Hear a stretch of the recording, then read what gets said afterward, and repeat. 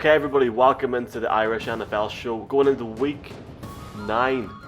Here with all the lads again, here with Colum, here with Mark, and here with Brian as well. Just before we start, lads, I just want to say, first of all, if you want to if you're on Twitter, retweet, share on Facebook, you could be in with a chance of winning EA Sports Madden 21 for a console of your choice.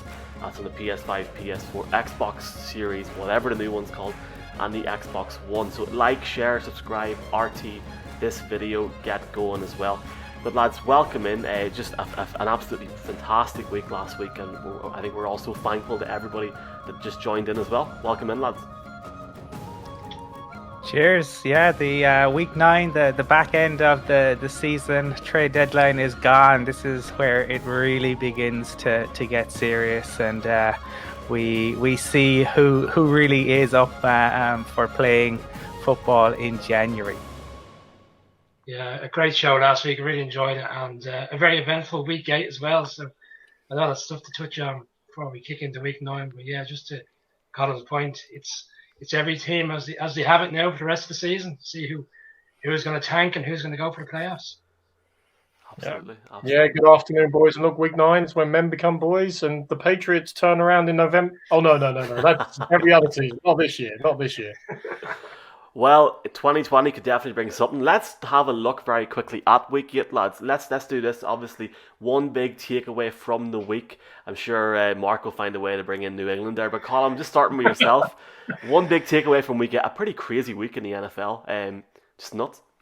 Yeah, there are a couple I could probably pick, but I had mentioned it last week and the Vikings came up good. I think it just highlights how important playing with a chip on your shoulder is. I think the Packers went in thinking that this was a gimme, and then Dalvin Cook showed up. So if you can get the running game right, and we know Gary Kubiak can, it shows what they could do. Vikings won to keep an eye on because they shouldn't be as bad as they have been.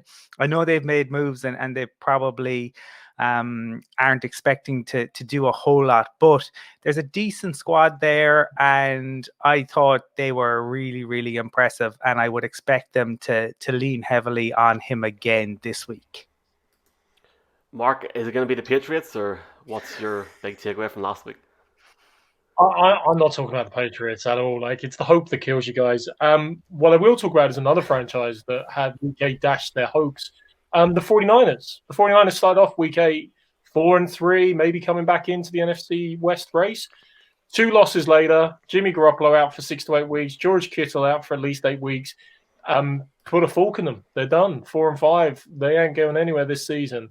Kind of illustrates the point why it's so difficult to have that consistency, the luck with injuries, the performance to go back-to-back in Super Bowls or have deep playoff runs year after year. So sad news for the 49ers there. I'm also going to annoy the two of you because whilst there was an amazing comeback by the Broncos, I'm sure we've mentioned at some point, and you might mention, Mick, you are playing, and we should have called this out, the new factory of sadness. The Chargers now, for the first time in NFL history, have had 4 losses in a row where they've thrown away 16-plus point leads. The Chargers and their 3 fans are all very, very upset about this, I'm sure. On a serious point, though, how long can Anthony Lynn stay in situ if that continues? When it happens once, it happens. Twice is unfortunate. 3 times you begin to ask questions, but a 4th time, oh boy!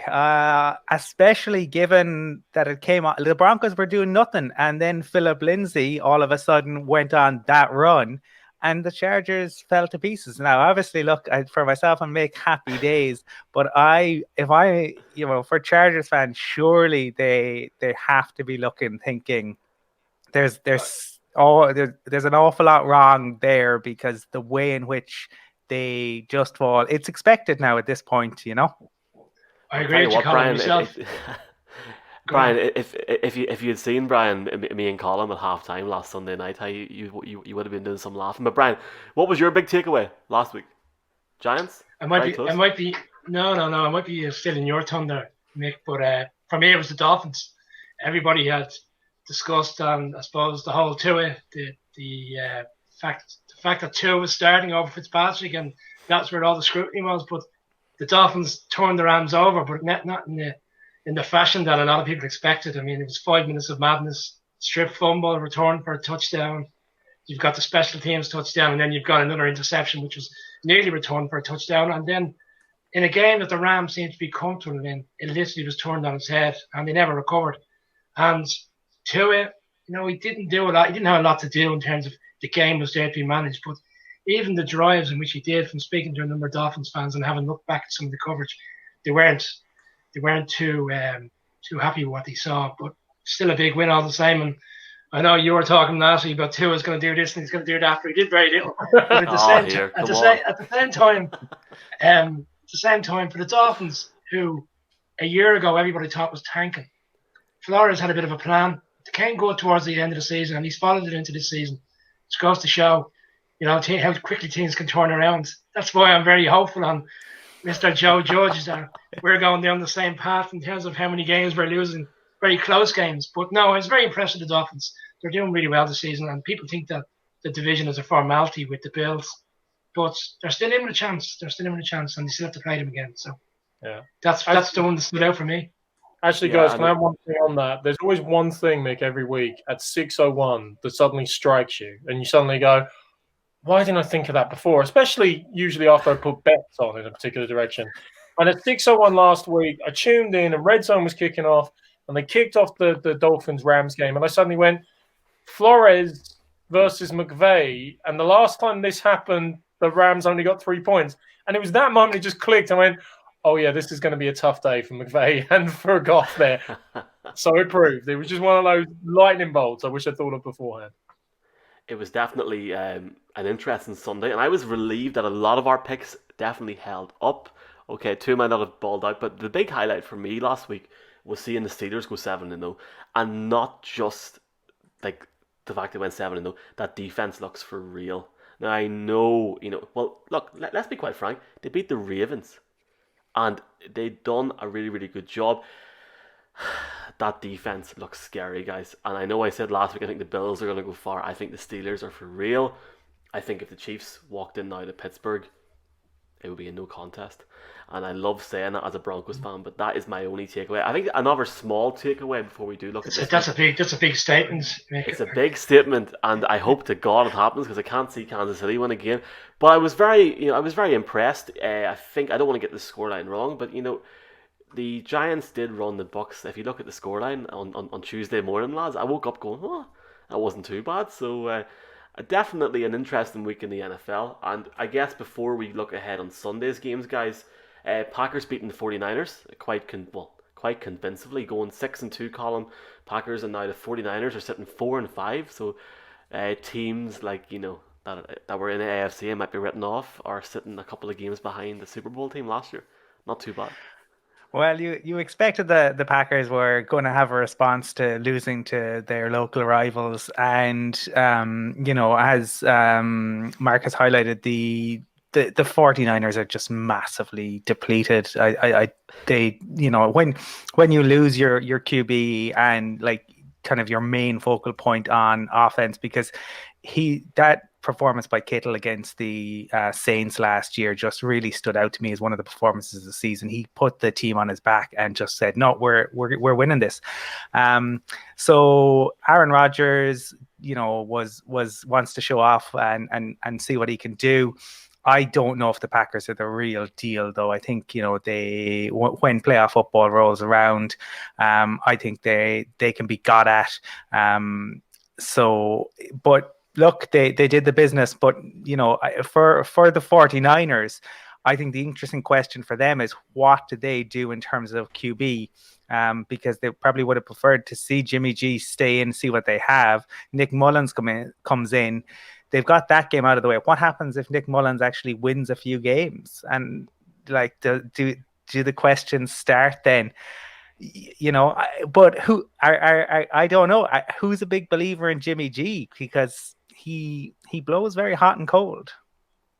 That's I'll take that for a second, Mark. It's funny at the start of the season, we've all done it. You look at your schedule and you look at games where you think, God, I might get a win there. And when you look at that game at the start of the season, 49ers going into San Francisco, having lost there last year twice, and twice being rolled over very convincingly, in particular the championship game. Then all of a sudden it just turns on its head because there's so many players out, and next turns out to be a very handy win for them. And they've got the Jags next week. But to the point, yeah, I do see the Packers in a situation where they might reach the championship game again. But then who are they going to come up against? Probably the Bucs, maybe Saints. I still think either of them would turn the Packers over. If they were playing in a one-off game. I'm going to say that. Brian? Sorry. Yeah, I was just saying, have you any takeaways, Brian, from Thursday night? Go on ahead. Thursday night, Devontae Adams is starting to really look as a real wide receiver. That's, he's kind of, I wouldn't say he's not top 5, and a lot of people don't look at him as, number 1 or 2 receiver in the league. But when he's on his game, he's very hard to manage. And very early touchdown, and then all night he got over 12, 13 catches on it. Just couldn't handle it. Mark, did you sit up at 3 in the morning and watch that on Thursday night? I watched the first half, and then I kind of went to bed quite comfortable. And the reason I did was I had more money than sense probably on the game, because Monday morning I looked at the line for the game, and it was the line of the season for me, because the line on Monday morning was the Packers -3.5, and I just went, that is way too low. Now it went out to 7.5 in some bookies, but I was quite happy with lumping on that heavily. So yeah, I had a vested interest in the game, and certainly Aaron Rodgers handled the matter quite well. I will say I can't agree with Colum enough, though. Like, Green Bay has looked super impressive at times this season. Aaron Rodgers has looked impressive. Aaron Jones, obviously, is doing a great job at running back and an outlet pass receiver for Aaron Rodgers. But they've now had 2 anomalies. The Bucs handled them quite handily. And the Vikings, let's be honest, guys, that wasn't 28-22. It wasn't that close, that game. Really, it wasn't. The Vikings were in total control. So, like you, I think, to get to the playoff season, and the Packers are always prone to having one of those off games and blowing it all up. It doesn't look good for them. But can Aaron Rodgers get together 3 great games, 4 great games? Of course he can. The last point, though, on the 49ers, I was shaking my head, Colum.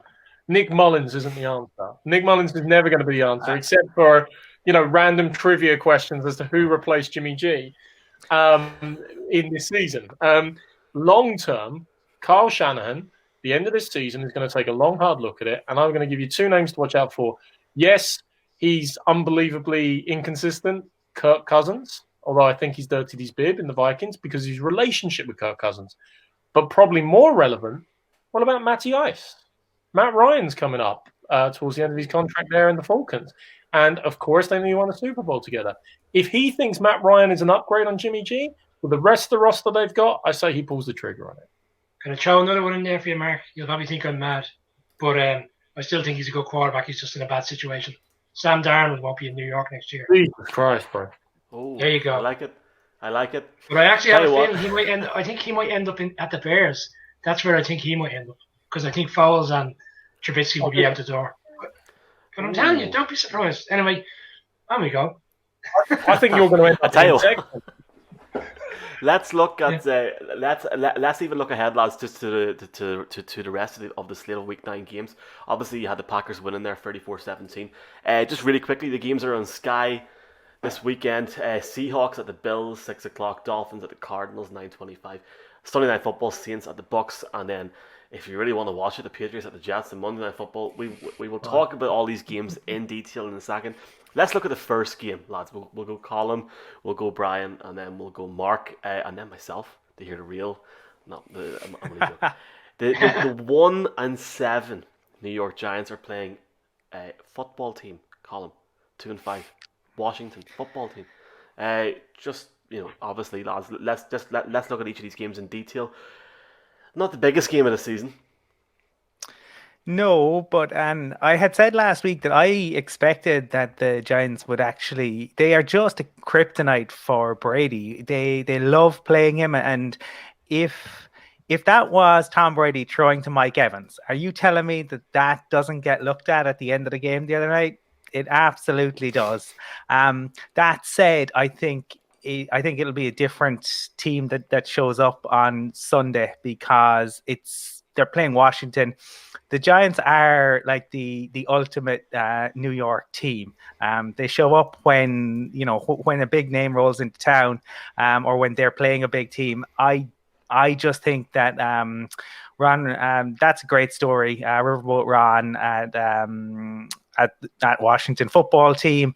So I expect that they'll have enough on the Giants. I expect them to win that one. Not comfortably. It'll be tight enough, but I think that Riverboat Ron continues to win with the Washington team, and that like nobody seems to want to win that division. That because the Eagles, the Cowboys. We'll come to that later. Well, you won't be surprised to know I'm not going to agree with you, Colum. We might be really bad, but the one thing that we do have going for us is that we've beaten the Redskins the last 4 times, and that seems to be the one team that we can manhandle. And I do think we'll win this tomorrow or today. I think we'll have enough. We're not even favourites with the bookies, which is a bit of a surprise to me, having beaten the Redskins the last few times. But I think we've shown enough over the past few games in terms of keeping teams close, and we're coming up against Kyle Allen, who he's not a world beater. He's not Tom Brady. I think we'll have. Our defense is playing really well, despite the defeats. I think the Giants will win. As a Patriots fan, I feel the need to mention regular season games against the Seahawks and the Panthers, where last minute pass interception, kind of interference calls were not given, Colum. So I don't think Tom Brady has any special sway with the refs, but I agree that was a poor performance by the Bucs and a great gritty performance by the Giants. We've seen a lot of those in recent weeks, and even the ones they've lost, they've been there or thereabouts. For me, I'm very high on them in this. I think they've got way too much for Washington. Yes, it's a great story about Riverboat Ron, but he's starting a third of a quarterback and maybe a fifth of a quarterback here and a quarter of a quarterback. You can't Frankenstein it with 3 different options. And Daniel Jones, now here's a bit of good news for Brian, right? You might think, listening in on this, that Daniel Jones is the most turnover-prone quarterback in the NFL. He's actually not. So far this season, it's Carson Wentz. Daniel Jones is second, don't get me wrong, but he's not the most turnover-prone, Brian. So that's surely a good thing.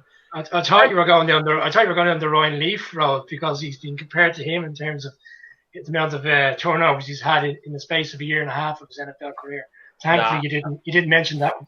No, I wouldn't go there. What I will say, Brian, is he does treat the American football sometimes like it's a bar of soap. And if it was actually a bar of soap, I wouldn't be, trusting him too much in prison with the amount he drops it and puts it on the floor, to be honest with you. So he is extremely turnover prone, but the Giants have too much. They're too consistent. Giants all the way. I think this is like the perfect NFC East game in the sense that, when in reality that Washington are the favourites, well, they're now called the Washington Footballers in that plural sense, so I can't even... They're actually favourites to win this game by not too much, so it's interesting. I mean, we obviously had that chat, Brian, on Tuesday with Daniel Jones after Monday Night Football. This will be the sort of game, I think, where you see Daniel Jones actually, I don't want to say ball out, but he'll throw a couple of dimes and you're going, is this guy really the guy for this team? Whereas spot on in what Mark's saying, there'll probably be a few picks, a few interceptions as well at some point in the game as well for both teams. It's going to come down, I think, to the running game. You got the Giants that I think in the first 5 games of the season, they never went over 100 yards apart from one game. Yes, Devonta Freeman's out at running back, but in the last 3 games, they've got over 100 yards rushing. I think the Giants will win. I might put money on them this week, so I have the Giants winning. I can't believe I said that.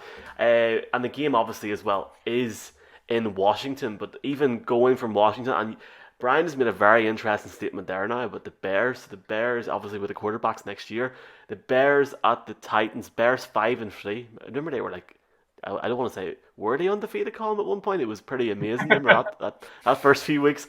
And the Titans, who obviously should have got beaten week 1. Bears at the Titans, I mean, what I can't talk today. What are we thinking ahead of this matchup at 6 o'clock?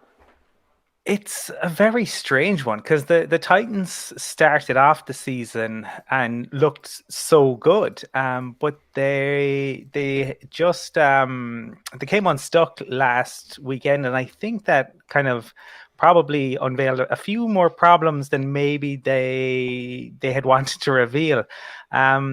They have their pass rushers just aren't doing it. And Clowney usually does in a contract year, but this is, and he's not doing it. If I'm not wrong, I think they've cut Beasley, who they were paying a fortune to. So that's $9 million down the drain. And the line just hasn't been there. The Bears are another enigma, but it is the Nick Foles show now because Trubisky is injured. I think that Derrick Henry will probably see the Titans through, but I think that the Titans are not, when they went on that run last year and they went into the playoffs and they really looked like being it, and they started this season off and we kind of bought into it. But I think that there might be enough question marks that when it comes to January, they probably won't really be in the mix, but I expect them to have too much for the Bears. Yeah, I won't spend too much time on this game. I just don't think the Bears' offense has enough to win any game at the moment. Nick Foles isn't consistent. There's no plan B because I'm not going to go back to Trubisky. So defense will do well for 2 to 3 quarters, but I think Henry in the end inevitably will run them down in the fourth quarter and win the game. And I'm like, the line started earlier in the week at 4.5, and I was a bit surprised by it. I think it's a line now correctly. It's at 6.5. I think the Titans will bounce back after a tough defeat against the Bengals last week. Yeah, I mean, it's all about the Bears' offense. It seems to be every week. Like, the defense, there's no question. They're a very talented bunch. They're keeping really good offenses in check, whether the pass or the run. But the offense, I mean, it's a bit like Baker Mayfield as well. And I'm going to give you a Churchill quote when he was talking about Russia. He said, it's a riddle wrapped in a mystery surrounded by an enigma. As in, who bloody knows what you're going to get? And that's certainly the case with the Bears offense week on week. Titans are hurting. Colum called it. Now it's back-to-back games. They've gone from 5-0 to 5-2. This becomes a very big game this week. They're 5-2 with the Colts in the share of the lead now. They have Adam Humphries out. Adoree Jackson still isn't back to full fitness and isn't back playing. I think he's come off IR, but he's not going to start today. So they need a big performance from Derrick Henry and Tannehill to manage that Bears defense and try and eke out a win. But, I'm going to go with the enigma. I'm going to go with the Bears somehow pulling it together, trusting their defense, not their offense. I want to be absolutely clear on. So you're picking the Bears, Mark? I'm picking the Bears, yeah.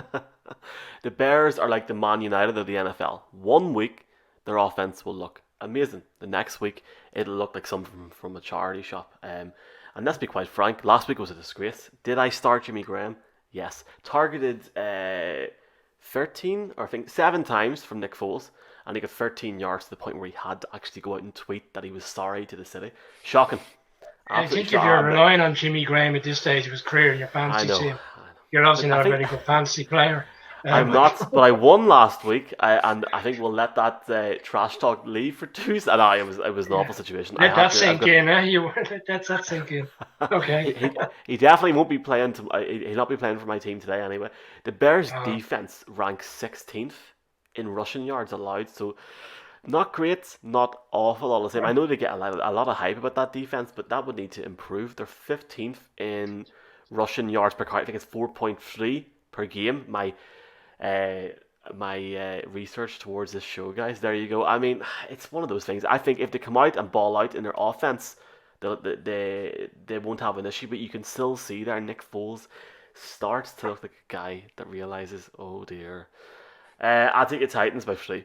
That is my prediction ahead of this week, and that's 2 games down already, as well as a Thursday night game.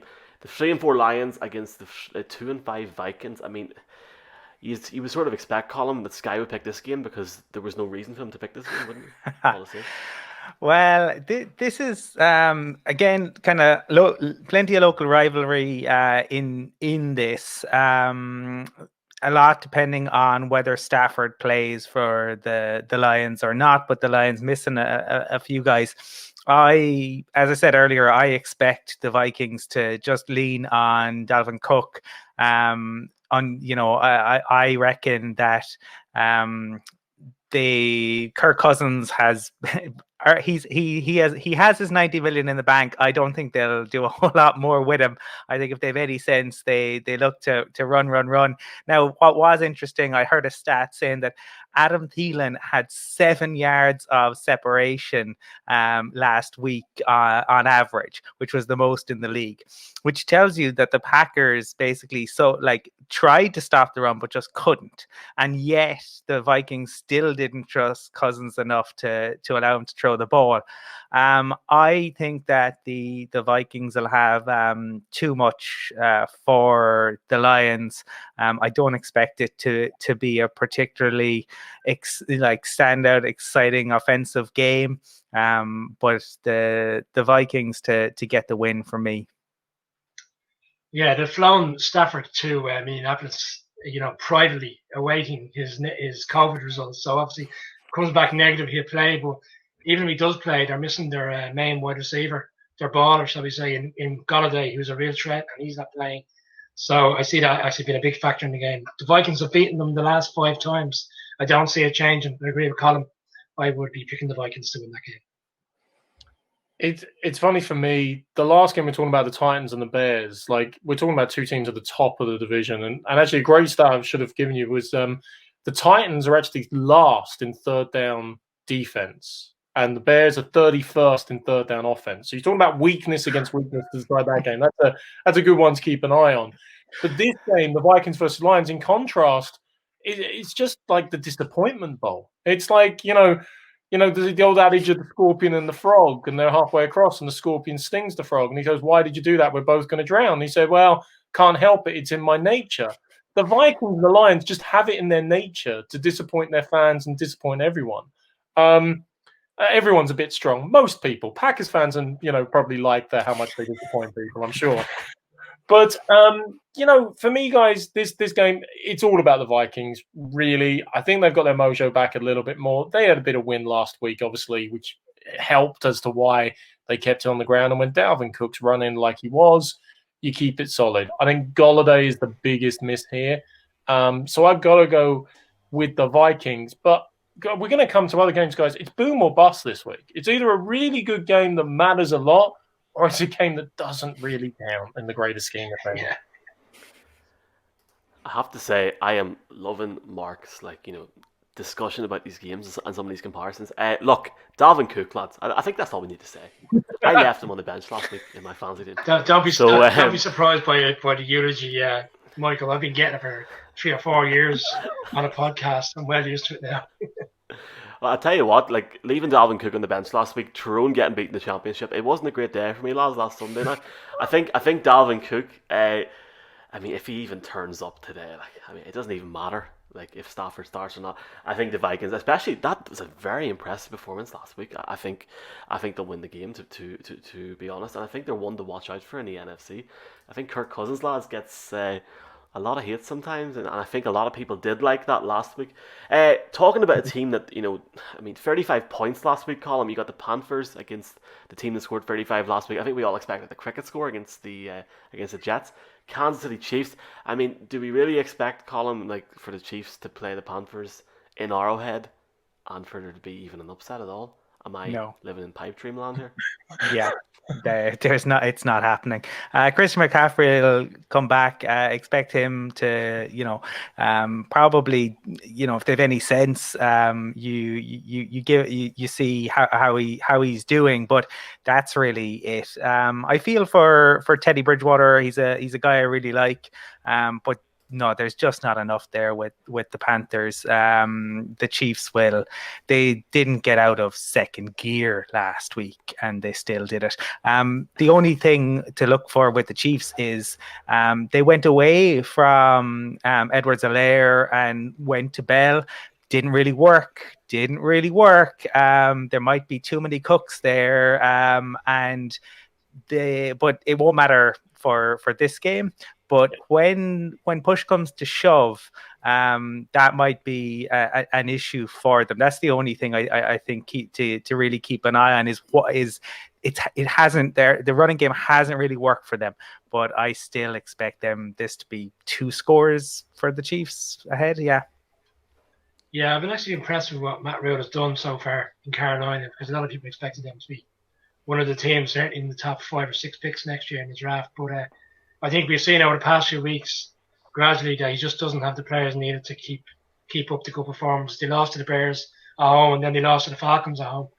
So no, I don't see it any other way. I think the Chiefs will win comfortably. It's -10 on the handicap.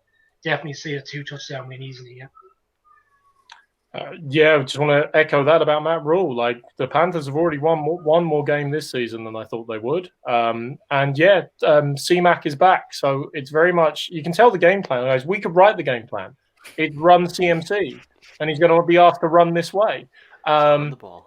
And Brawler can do things off bootleg, and yes, he can hit the open man, but there's no way. I hate to say it. Like, Patrick Mahomes this season, 21-1, guys. 21 touchdowns, 1 interception.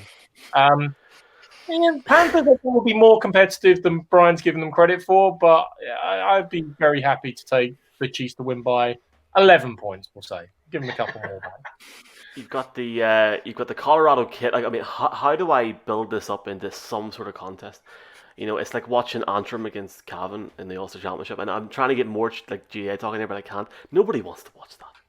Do you know what I mean? Like, this is quite similar unless you actually live in Carolina or you live in or if you live in Kansas. You got the Colorado kid in McCaffrey coming back. Hates Kansas, probably hates Missouri. So who knows? Who knows if McCaffrey shows up? But let's be quite honest, it's very unlikely. Very, very unlikely. I mean, the Chiefs will probably win again, go 8-1. Boring. Like you want a bit of crack here. Like, it's not going to happen in Arrowhead. I would love if it did, but I'm realizing that we're half an hour into the show, so let's try and wallop through this next one. 1-6 Titans against the 1-6. You know what? Let's just give one-word answers here. Yeah. Colum, go on. Texans, Jaguars. Well, I won't say too much other than the Jags are on their 10th starting QB, which is fingers crossed for the Broncos. I mean, that's even worse than us. So expect Will Fuller to want to prove a point, because he would have loved to escape to Lambeau, but it didn't happen. Deshaun Watson and Will Fuller to come up, and they put numbers on the Jags. Yeah, when we did our draft podcast, Mark had me studying Jake Luton for hours on end, make sure I knew everything about him. No, I can't say I know much about him at all, and maybe that'll be the element of surprise. So we're either seeing a few pick sixes for the Texans deep end, so we're seeing a complete shocker. But no, for me, Texans to cover the handicap of -6.5. Texans. Here comes the shock, is it? You said that. I appreciate that Mark just said Texans. For me, tie. They're both awful. Tie. I'm being completely serious. Mark, did you not pick Jags on the podcast? No. I can't remember anymore, but no, Texans. Okay, fair enough. Oh man, right. Hey, this is I'm glad we're moving these bad games on quickly. That's great news. I'm trying to think. Is there any other bad games? No. All right. Well, really quickly, this is really interesting in terms of the record. That's 5-2 against 5-2. Ravens at the Colts. A pretty decent game in that sense. Colum, where do you see it going in that sense in Indianapolis? I just think the Ravens, despite losing probably the best LT in the game, really ran the ball really, really well against the Steelers, and I just expect that they will have an edge on the Colts. The Colts have been good, and Rivers has been improving, but I think the Ravens they're really good on the road. They don't lose back-to-back games. I expect them to do enough to beat the Colts.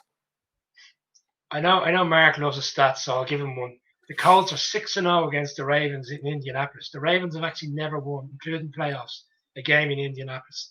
but I don't see that lasting. I agree. I think the Ravens will bounce back this week, and they ran it very well last week, and I just don't have any faith. Albeit they're doing reasonably well in Philip Rivers. I think in the long run he's just not good enough to get it done. So Ravens for me. Yeah, Ronnie Stanley's missing at left tackle, as Colum alluded to. This is strength versus strength. Both are actually unbeaten in their respective journeys, if you like, because the Colts are unbeaten at home, the Ravens are unbeaten away. You've got the second stingiest run defense against one of your most efficient running attacks in the entire NFL. So there's strength versus strength in that regard. For me, it's a little bit ephemeral. It's a little bit on trust here. Who do I trust with my heart, like type of thing? And yeah, I probably trust Lamar Jackson and the Ravens figuring out a little bit more than Philip Rivers having perhaps one of his stinkers along the way. That happens. But as we've seen already with the Ravens, if you shut Lamar down in the air, they become completely one-dimensional and they can be handled. But the Ravens just have enough for me, even though I rank the Colts defense very highly. So Ravens. Yeah, I mean, for me, the Colts have been a surprise this season. I didn't expect them to be 5-2 going into Week 9, so fair play to him in that sense. I think Lamar Jackson will be too much for them. I mean, he's coming off that game last week in Pittsburgh where he obviously wanted to win badly. I don't think the Ravens are value for 5-2. I think they're a better team than that, even at 5-2. So just an interesting one. An interesting one. This game is the Ravens aren't even the favourites. They're actually getting a point on the line, which is I'm very, very surprised by that. I look forward to our eventual betting show on a Saturday about this, but that sounds like a really good bet. I think the Ravens will win by 10 to 14 points, to be brutally honest. I really think they will. I think Lamar Jackson will ball out. Yeah, and if you want to record that and keep that for tomorrow night, or for Sunday night, feel free in that. The game is on Sky, guys, 6 o'clock. So we're down to the last 2 6 o'clock games here now. Seahawks at the Bills. What a bloody game. And why is it on so early? 6-1 Seahawks, 6-2 Bills. Colum, do you want to start us off? Really interesting game. I said last week I don't like Pete Carroll because of what went down at USC, and I stand over that. But nobody in the league, I think, gambles in the way that Pete Carroll gambles. They brought in Carlos Dunlap, who don't think he is the same that he as he was, but they're trying to address needs. I mean, Pete Carroll really goes for it every single year, and in Russell Wilson, Metcalf, and Lockett, they have the three amigos who that's 8 on offense. That's literally it. But they're getting it done, and we've seen Metcalf improve immeasurably, and obviously the chase down of Budabaker, one of the standout moments this season so far. The Bills are. They probably wish the weather wasn't nearly as good as it is in Buffalo at the moment. I really think they've done a nice job in building a team there. They drafted well. They knew what they wanted in Josh Allen, and they've built around him. I like them, but I think the Seahawks just generally find a way, especially unless they come up against a really, really good team. So I expect the Seahawks to win it probably by a field goal. I've been back and forth in this game all week. It's one of those ones you're unsure. One day you're thinking Seattle, the next day Buffalo. Wilson is 9-1 against the AFC East, and but I think he's going to be 9-2 come the end of this game, because I'm actually going to think the Bills, on the basis that Seattle defense is just not up to standard. They keep asking Wilson to win the games for him, and I think it'll come to an end again this week, similar to what the Cardinals did. I think the Bills will win, but I think it'll be by a field goal. So I'll go Buffalo. Russell Wilson is by far my half-season MVP. Tyler Lockett and DK Metcalf, the first 2 wide receivers, I think, to have 500 yards and 7 touchdowns each over the first 7 games of an NFL season. They are balling out to beat nobody else in the moment. However, now, after Colum's invocation of the 3 amigos, all I can see in my head is Steve Martin, Chevy Chase, and Martin Schultz doing that bloody dance. So, we'll see if they continue to do that in the Hoy at the end. The question for me in this one is Josh Allen fixed? We all thought he was broken. He had a great start to the season. But the last 4 games, they've only averaged the Bills. Okay, 1 or 2 were in bad weather, but they've only averaged, I think it's about 210 yards in the air. The Seahawks, however, are giving up 358 per game. Not one team in NFL history has ever given up more than 300 per game over a whole season. I mean, they are approaching, incandescent levels of futility. It's kind of like Joe versus volcano, just throw him in the volcano. I mean, Jesus Christ, Pete Carroll, you're supposed to be able to coach defensive backs. Maybe it's the Patriots fan of me. I'm not convinced Allen's fixed. I'm going to say the Seahawks do enough to eke it out, and the Seahawks win. I agree with what everybody said there. It has been noted that the Bills. So you're picking about him? No. Oh, just you wait. Hold on. The Bills' defense needs to improve, and I think this is the perfect game for them to improve. What better than going up against Russell Wilson? And how good was Metcalf last week? Like, my God, get him on the waiver wire if you still can. It's not going to happen. Michael's lock of the week is the Buffalo Bills against the Seattle Seahawks. I think they just come out on top. I think if the Bills defense does play a bit better than they have so far this season, and that good combination of offense from, well, I've said already, lads, Allen is going to be the MVP this season. I think the Bills are going to go to the Super Bowl. I think the Bills will beat the Seahawks tomorrow, and I think they'll improve and do even better. I have them going 7-2 tomorrow. If they do that against the Seahawks, I think they're for real. I think they're for real anyway, so let's see what happens. Michael, can I just interrupt to correct one key thing? In a week where the Chiefs are playing the Panthers, the Bills are your lock of the week. I just want to be really clear on this. Put the house on it. Lock of the week. Yeah. Okay. Yeah, I think he said he's been locked all week, isn't he? I understand that. I mean, look, I'm going to do this every week. I mean, I don't want to give an obvious choice. Like, for example, last week, I mean, yeah, of course, the Jets getting beat to the Chiefs, of course. But I want to make it interesting. We all know the Chiefs are going to beat the Panthers. I think, yeah, why not? Bills beating the Seahawks on Sky Sports tonight. I have them winning. And talking about teams winning comfortably, Colum, the final 6 p.m. game, the Broncos going to Atlanta. Should be in London. Should be in London right now. Gut wrenching, yeah. All right, guys. Colum, do you want to? Yeah, just an interesting game because for 3 quarters last week, just offensively, the Broncos were awful, and then Drew Lock channeled John Elway for that 4th quarter. Yes, against the Chargers, but nonetheless, he had to do it, and he came up big. So I think it's a really interesting one for this young Broncos team to show are they for real, or was last week more to do with the Chargers? They're playing in the Falcons, a team who should have a better record than they do, but who can't close out either. I think there are question marks over whether the Falcons will have Ridley or not. I think if they do, it makes it much more difficult because AJ Boye being out and Bosby no longer being around is going to mean, like, what Julio Jones requires you to double team him. He's that good. I mean, the guy's been playing hurt all year and is still a threat. And I think he responded last week to some people questioning him. Don't question Julio Jones. So I think an interesting one. I think the Broncos are going to have to really stop the run, and losing the Mike Purcell as a nose tackle, perhaps being without Shelby Harris. Todd Gurley is another guy playing with a chip on his shoulder.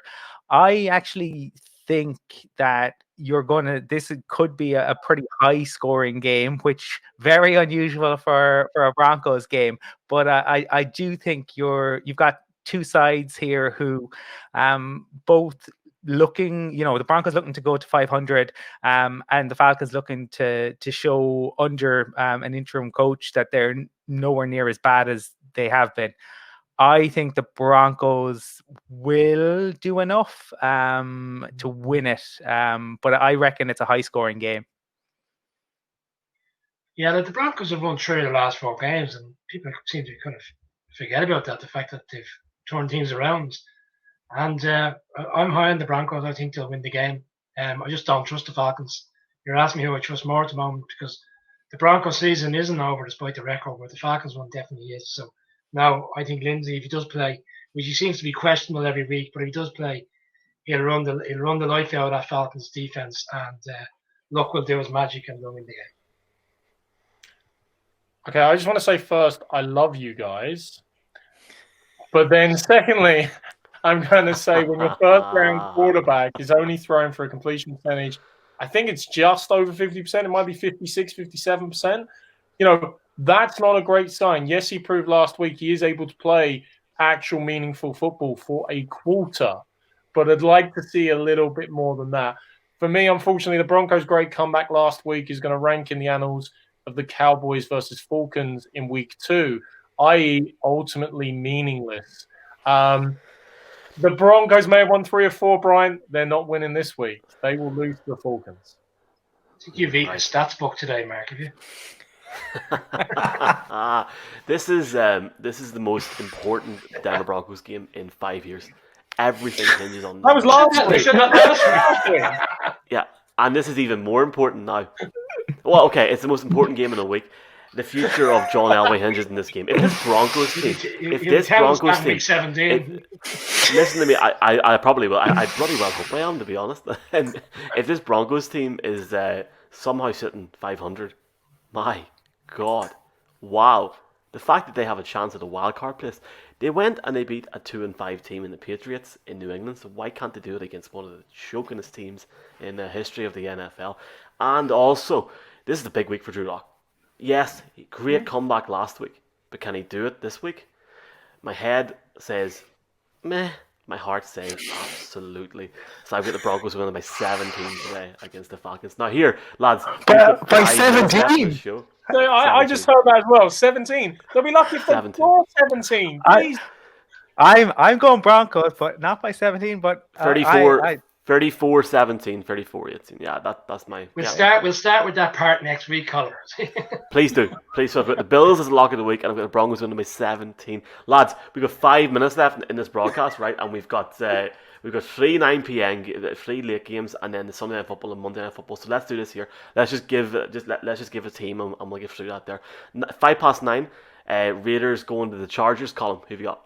Raiders. It might pay me to say it, but yeah, Raiders. Okay. Yeah. I can't believe the Chargers are favourites. Raiders are a lot better than the Chargers. Having a good season. Raiders for me. Raiders, who will get a wild card pick slot this year. They will. Raiders. Chargers. 9:25.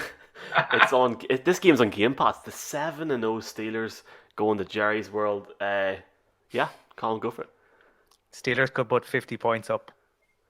They are going to absolutely annihilate the Cowboys.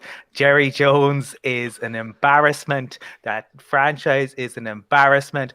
What he did to a young QB last week is shameful, and they deserve to have a record beat down on them. And I hope the Steelers, I hope they come at them from all angles. I'd love to see the Cowboys getting beaten at all angles every week. So Garrett Gabbert was on the Browns practice squad last month, and now he's starting for the Cowboys. He's in for a difficult day. Yeah, I agree with you. Steelers are going to win by 3-4 touchdowns. Jerry Jones is taking a leaf out of John Elway's book. How many quarterbacks can I destroy in one season? I think is what he's going for. Luckiest man of the week, gents. Avery Williamson. Guy traded from the Jets at 0-7 or 0-8, sorry, to the Steelers. From no wins to unbeaten. You can't get much better than that. Steelers versus Cowboys, it's Animal Farm. 2 legs good, 2 legs bad, 4 legs good. Steelers, good. Cowboys, bad. Steelers all the way, easy. It's definitely been an interesting week in America. That taxi photo was hilarious. Steelers by God knows how much. That's not even worth talking about. Jerry Jones, again, is a complete disgrace. Love the Irish Cowboys group, by the way. Genuinely, I have not... They retweeted this video last week. Lads, I hope he's win. Be great if he's won. Be great to see the Steelers go down a pitch, but you're not going to win this week. 4-3 Dolphins at the 5-2 Cardinals. One word, gentlemen. Colum, go. Cards are a really good team, and I like Brian Flores, but the Cards just have, I think, too many weapons. And Kyler Murray, he's brilliant. He's just like a Madden QB, because he's here, there, and everywhere. So for me, the Cardinals will do enough. Yeah, I think Tua will find it a lot tougher this week than he did last week against the Rams, which we expected a tough game last week. The Cards are coming off their bye. The Cardinals will win. It's the Marty McFly Bowl. I'd love to get the DeLorean, go forward 10 years and see, is it Murray's era or is it Tua's era? Great to see. We'll see how this transpires over the next 10 years. That's more interesting. Cards will win this game, and Dolphins will get a bit more exposed, I feel. I think the Dolphins will win. I think the Dolphins will. I think Tua will have a nice game today. I like the way he gets air picks before he makes his decision. I think the Dolphins will win. I'll tell you what we'll do. You can tell us for us who's going to win the Saints and Bucks game. 100%. The Saints will win against the Bucks. The Saints. I was very impressed with their real fight last week against, albeit a crap Bears team. Let's be honest, but I think the Saints will win. I think Brady needs to be put down a notch. And they're all talking about Antonio Brown playing. Who cares? It's not 2017. Like. Colum, go on ahead. I think the Bucks will have too much on the Saints. I think the Saints are getting some receivers back, but all is not well in the camp. And the fact, the reality is that Breeze's arm just isn't where it was, and I think that is causing issues. I think the wide receivers know it, and it's having an impact in terms of the game plan. The Bucks add yet another piece. I mentioned earlier that there might be too many cooks in Kansas City in the running game. You wonder in terms of what the Bucks are going to do with wide receivers. It doesn't look like Godwin will be back though, so Brown can slot in. I expect the Bucks to be too strong. Yeah, I haven't changed my opinion based on what I saw last weekend in the Chicago Saints game. The Bears against Saints. Brea still looks to be struggling, looks vulnerable. The offense isn't clicking. The Bucs offense certainly is. And I think the Bucs will win the game. For me, it's not about the old guys. It's about Alvin Kamara versus Levante David and Devin White.